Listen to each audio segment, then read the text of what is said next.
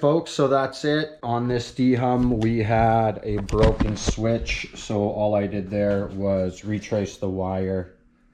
And I came into here, I determined that it wasn't the capacitor because as you saw, I tried that out with another capacitor of its type and then came to conclusion, let's bridge this switch, which I ended up doing. So now the power goes directly into the thermostat, not through the switch.